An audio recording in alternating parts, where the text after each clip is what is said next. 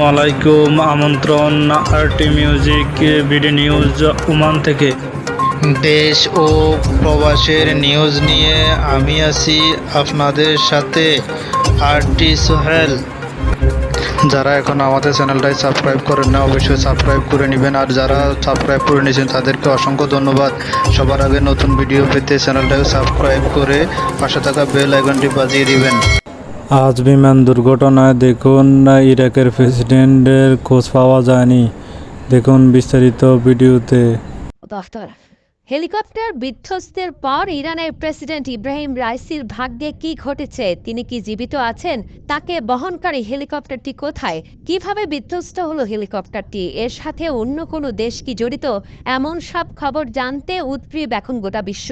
ইরানের প্রেসিডেন্ট কি বেঁচে আছেন নাকি মারা গেছেন, এমন কোনো তথ্যই এখন পর্যন্ত পাওয়া যায়নি। সবচেয়ে ভয়াবহ খবর হলো তাকে বহনকারী হেলিকপ্টারটি যেখানে বিধ্বস্ত হয়েছে বলে ধারণা করা হচ্ছে, ঘন কুয়াশা আর বৈরী আবহাওয়ার কারণে সেখানে পৌঁছাতেই পারেনি উদ্ধারকারী দল।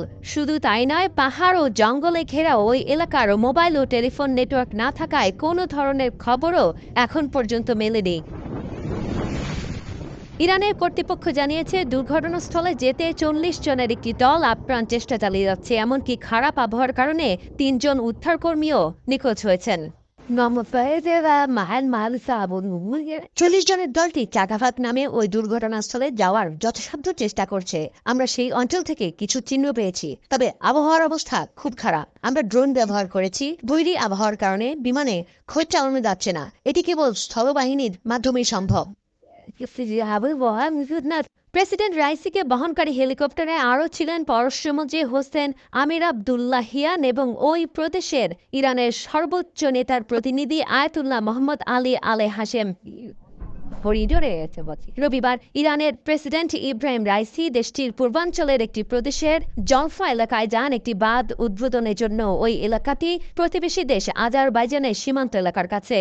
উদ্বোধনের পর ইরানের প্রেসিডেন্ট ইব্রাহিম রাইসি সহ ওই বহরে থাকা আরও ৩টি হেলিকপ্টার সেখান থেকে প্রায় ৫০ কিলোমিটার দূরে ইরানের উত্তর পশ্চিমে তাবরিজ শহরের দিকে যাচ্ছিল।